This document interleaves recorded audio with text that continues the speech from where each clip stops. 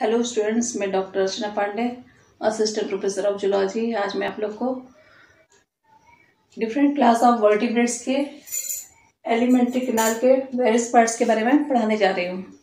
तो आप लोग को मालूम ही होगा एलिमेंट्री कैनाल का बेसिक स्ट्रक्चर, जो कि माउथ से शुरू होकर के एनस तक होता है।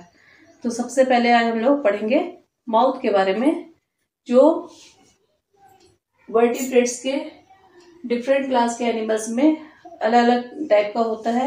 जैसे कि माउथ देखेंगे हम लोअर वर्टिब्रेट्स में, इसमें एम्फिऑक्सस में जो माउथ होता है वो विलम को छेदता हुआ वेस्टिब्यूल में खुलता है। ये मैंने यहाँ पर लिख दिया है।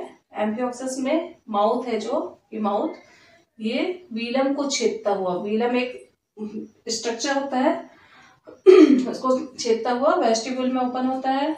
इसके बाद जो वर्टिब्रेट है, नेक्स्ट जो आता है, एक नया था क्लास डिवीजन का ग्रुप आता है साइक्लोस्टोमेटा। साइक्लोस्टोमेटा में जो एनिमल्स होते हैं उनमें माउथ होता है वो सर्कुलर टाइप का होता है, गोलाकार छिद्र के रूप में होता है और वो बक्कल फनल से घिरा रहता है। फिर उसके बाद आगे cartilaginous fish, super class species की जो क्लास कार्टिलेजनस फिश वाला जो है इलास्मोब्रैंकियाई, इनमें जो माउथ होता है वो वेंट्रल साइड में होता है। वेंट्रल यानी लोअर साइड में, जैसे कि आप ये डायग्राम में देख रहे हैं। ये माउथ का स्ट्रक्चर है, थोड़ा सा वेंट्रल साइड में। फिर इसके आगे जो बोनी फिशेज हैं, एम्फीबियंस हैं, रेप्टिलियंस हैं, इनमें माउथ होता है जो वो लिप्स से घिरा होता है। लिप्स यानी ओंठ। तो इनमें बोनी फिश, रेप्टिलियन और एम्फीबियंस में इमूवेबल लिप्स से घिरा रहता है। इमूवेबल यानी अचल ओठों के द्वारा घिरा रहता है माउथ, जबकि मैमल्स में मूवेबल लिप्स के द्वारा घिरा रहता है। अब हम देखेंगे ओरल कैविटी के बारे में। माउथ है जो वो पीछे की तरफ ओरल कैविटी में खुलता है। ओरल कैविटी माउथ से शुरू होकर के फेरिंग्स तक रहती है। तो जो लोअर वर्टिब्रेट्स हैं उनमें जो ओरल कैविटी होती है वो स्वतंत्र रहती है।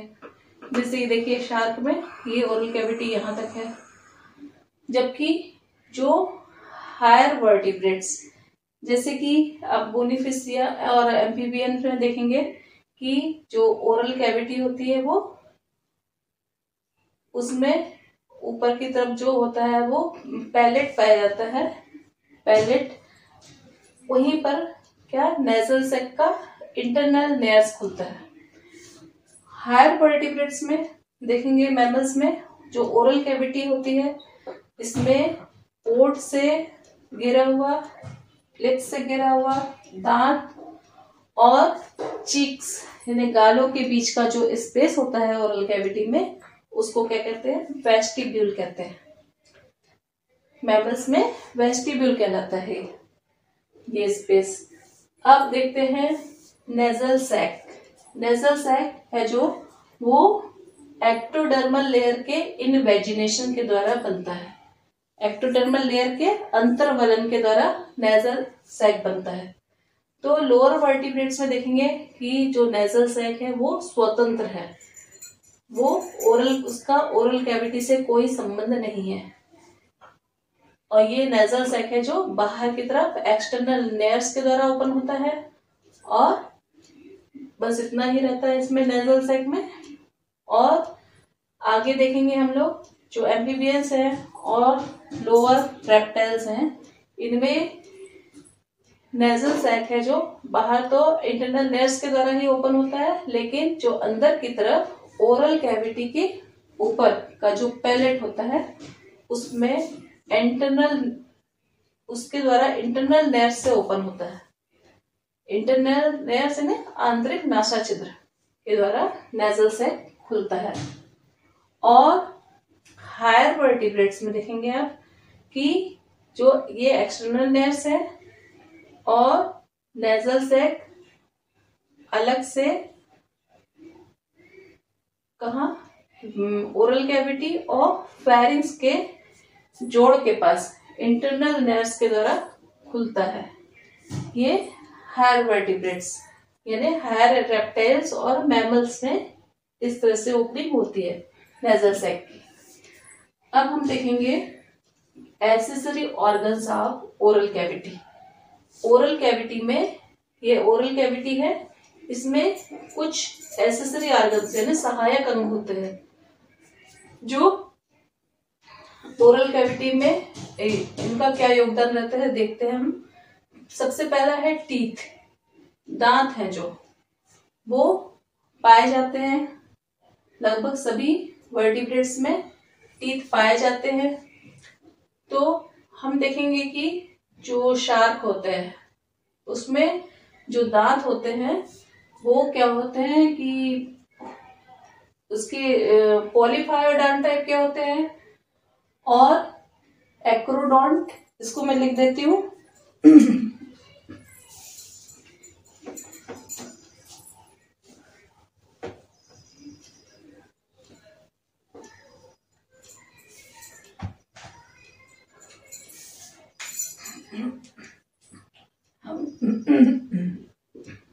पीसीज में देखेंगे जो टीथ होता है वो पॉलीफायोडॉन्ट,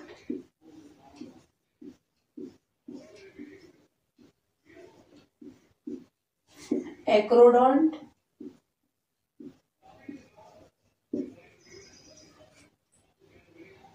एंड होमोडॉन्ट होता है।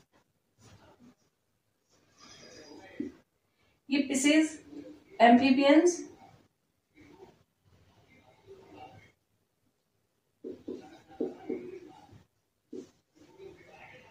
और रेप्टाइल्स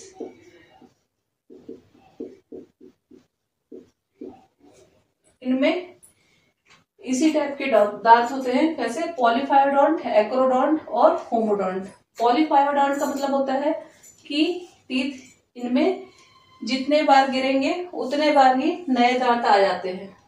एक्रोडॉन्ट का मतलब होता है दांत है जो वो मसूड़ों के ऊपर रहते हैं। जैसे ये देखिए, ये मान लीजिए मसूड़ा है ये, और इसके ऊपर ये एक्रोडॉन्ट कहलाते हैं। नेक्स्ट है होमोडॉन्ट। होमोडॉन्ट का मतलब होता है सभी दांत है जो एक ही समान होते हैं, एक ही साइज के, एक ही शेप के होते हैं, इसलिए इनमें बोला गया है होमोडॉन्ट है। तो ये होमोडॉन्ट होते हैं यानी ये इनके टीथ की विशेषता होती है। नेक्स्ट है मैमल्स में। जो मैमल्स में देखेंगे कि जो टीथ होते हैं वो डाइफायोडॉन्ट होते हैं,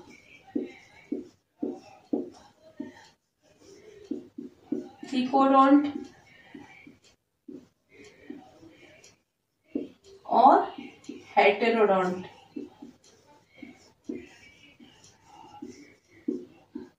मैमल्स में जो दांत होते हैं डाइफायोडॉन्ट मतलब दो बार निकलते हैं। एक बार मिल्क टीथ होता है, उसके टूटने के बाद परमानेंट टीथ आते हैं, तो ये डाइफायोडॉन्ट कहलाता है। थीकोडॉन्ट मतलब क्या होता है कि जो टीथ है वो मसूड़ों के गड्ढे में हने होते हैं। जो जैसे ये बना है इसको हम लोग ऐसे मिटा करके कहेंगे मसूड़ों के सॉकेट्स में क्या होते हैं, जब दांत उगते हैं तो इसको क्या बोलते हैं, ये थीकोडॉन्ट। और हेट्रोडॉन्ट मतलब टीथ है वो सभी अलग अलग टाइप के होते हैं। आपको मालूम है कि मैमल्स में दांत कितने प्रकार के होते हैं? 4 प्रकार के होते हैं, इंसिजर, कैनाइन, प्रीमोलर्स और मोलर्स। तो इतने प्रकार के दांत होते हैं। तो ये टीथ के बारे में हो गया। अब टंग। टंग यानी जीभ। जीभ है जो सभी वर्टिब्रेट्स में टीथ पाई जाती है। इलास्मोफिसिस में क्या होता है, ओरल कैविटी के फर्स्ट से ही, यहाँ से ही थोड़ा सा उभार रहता है। टीथ होती है, टंग होती है जो फ्लैशी होती है, मांसल होती है और ओरल कैविटी के बेस में रहती है। टंग के बारे में और जानेंगे हम लोग कि टंग है जो एम्फीबियंस में होती है, जो वो सामने से अटैच रहती है, जुड़ी हुई रहती है, एम्फीबियंस और रेप्टिलियंस दोनों में। जीभ आगे से जुड़ी रहती है, जबकि पीछे से क्या होती है, बाइफरकेट होती है, यानी दो भागों में विभाजित रहती है। और पीछे से स्वतंत्र रहती है एम्फीबियंस और रेप्टिलियंस में। जब भी कोई शिकार आता है तो वो ये इनके एनिमल्स क्या करते हैं, जीभ को बाहर की तरफ फेंकते हैं और शिकार को पकड़ते हैं। जबकि मैमल्स में क्या होता है, टीथ है जो वो पीछे की तरफ जुड़ी रहती है और आगे की तरफ स्वतंत्र रहती है। मैमल्स में जो टंग होती है उसमें टेस्ट बर्ड्स पाए जाते हैं, स्वाद कलिका है, जिसके कारण क्या होता है, स्वाद आता है। और टंग के नीचे ही क्या होता है, सलाइवा का सेक्रेशन होता है। और ये टंग किसके काम आती है, भोजन को मिक्स करने के काम आती है। तो ये हो गया टंग के बारे में। अब हम जानेंगे ओरल ग्लैंड्स के बारे में। तो ओरल ग्लैंड्स सभी वर्टिब्रेट्स में कुछ ग्लैंड्स पाई जाती है, जैसे कि पैलेटाइन ग्लैंड, लिख दो glands, palatine gland, maxillary,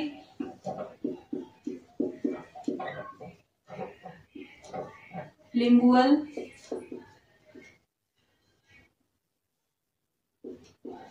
mucus,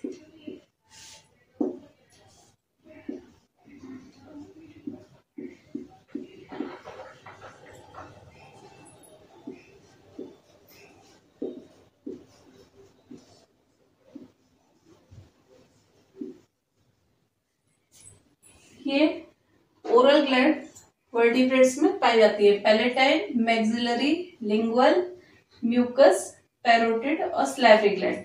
इनमें से देखेंगे कि म्यूकस ग्लैंड है जो वो फिशेस में ज्यादा पाई जाती है, और पैरोटिड ग्लैंड है जो ये रेप्टिलियंस में पाई जाती है। पॉइजन ग्लैंड पैरोटिड ग्लैंड का ही मॉडिफिकेशन होता है। और सैलाइवरी ग्लैंड्स है जो वो मैमल्स में पाई जाती हैं। सभी मैमल्स में 4 प्रकार की सैलाइवरी ग्लैंड होती है। इनके बारे में और पढ़ेंगे हम लोग जब कंपैरेटिव स्टडी पढ़ेंगे। अभी पार्ट्स ऑफ एलिमेंट्री कैनाल के बारे में पढ़ रहे हैं। अब हम देखेंगे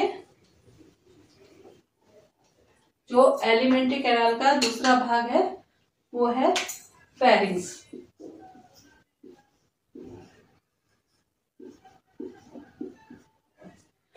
फेरिंग्स है, देखें तो फेरिंग्स जो है लोअर कॉर्डेट्स, या हम देख रहे हैं फिशेस में फेरिंग्स क्या होता है, भोजन के संवहन का भी कार्य करता है और श्वसन का भी कार्य करता है, क्योंकि यहाँ पर गिल क्लैप्स पाए जाते हैं। फिशेस में गिल क्लैप्स फेरिंग्स रीजन में ही उनकी उत्पत्ति होती है। तो ये फिशेस में फेरिंग्स का ये होता है। और जो देख रहे हैं हम लोग आगे और एनिमल्स में जो फेरिंग्स की जगह, फेरिंग्स के द्वारा ही टॉन्सिल्स का, कुछ ग्लैंड्स का, जैसे पैराथायराइड, थायराइड, थाइमस ग्लैंड्स, इनकी उत्पत्ति फेरिंग्स रीजन से ही होती है। फेरिंग्स वाला भाग है जो यहीं पर इन्हें जो मैमल्स वगैरह में इंटरनल नेयर्स भी खुलता है। फेरिंग्स है वो आगे कहाँ खुलता है, ईसोफेगस में खुलता है।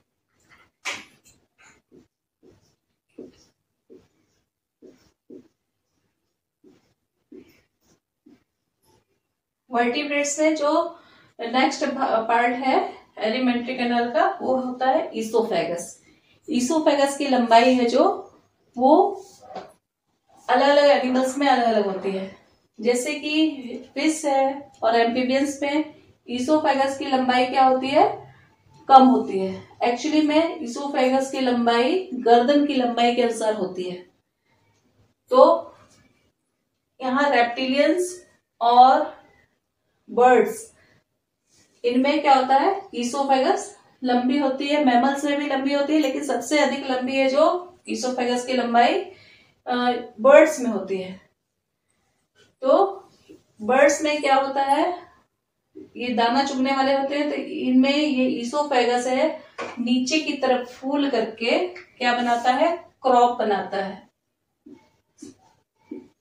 जो दाना चुगने वाले बर्ड्स होते हैं उनमें क्या होता है, ईसोफेगस है नीचे की तरफ फूल करके क्रॉप नाम की रचना बनाता है, और इसी में क्या होता है, क्रॉप मिल्क का सेक्रेशन होता है।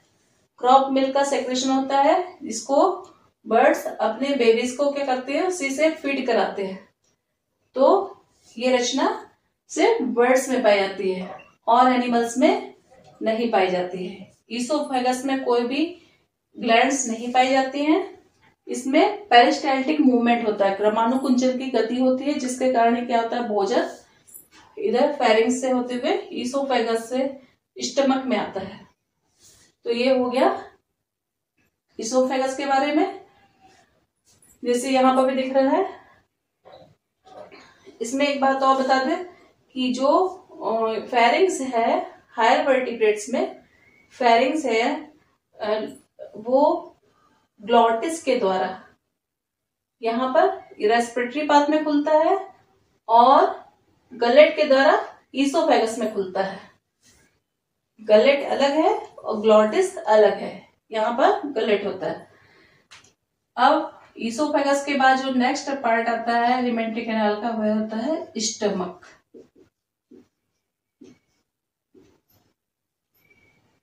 स्टमक होता है, यहाँ पर जो आपका कार्टिलेजनस फिश होती है, इनमें जो ट्रू स्टमक नहीं पाया जाता है।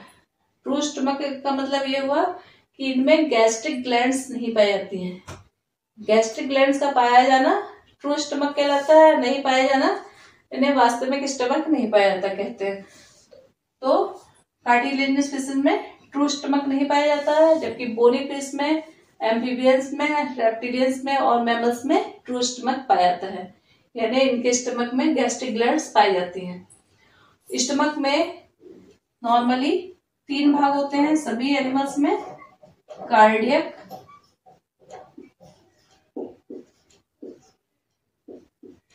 फंडिक और पाइलोरिक। ये बोनी फिश में, रेप्टिलियंस में ये 3 भाग होते हैं। एम्ब्रियोनिक स्टेज में स्टमक क्या होता है, सीधा होता है, लेकिन बाद में क्या होता है, उसका आकार वो हो जाता है, यू शेप में हो जाता है। इसमें देखेंगे कि जो बर्ड्स होती हैं, बर्ड्स में स्टमक में 2 भाग होते हैं। इसमें प्रोवेंट्रिकुलस, इसमें बर्ड्स में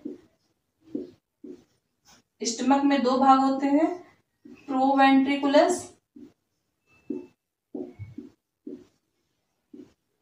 और गिजार्ड।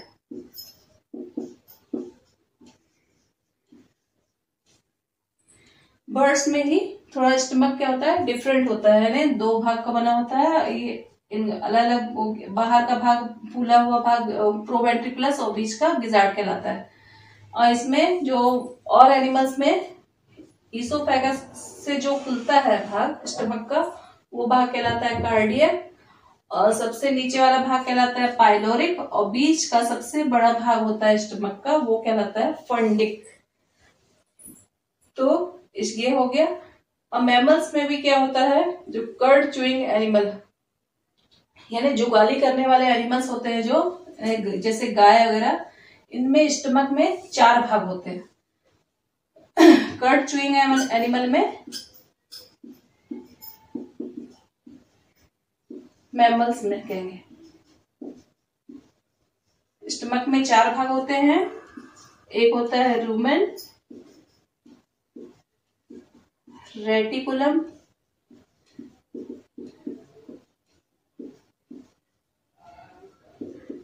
ओमेजम और प्रोमेसम।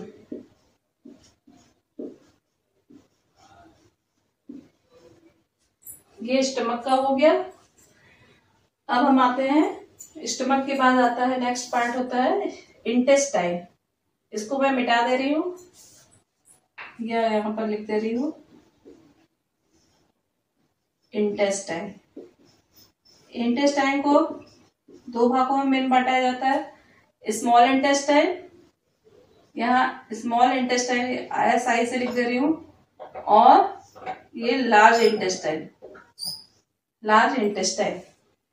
स्मॉल इंटेस्टाइन को फिर से दो भागों में बांटा गया है। स्मॉल इंटेस्टाइन के, यहां मैं मिटा के इसको लिख दे रही हूं, स्मॉल इंटेस्टाइन का जो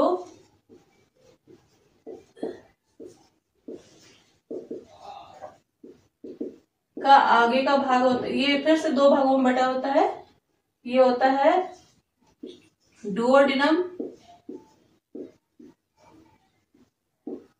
और इलियम।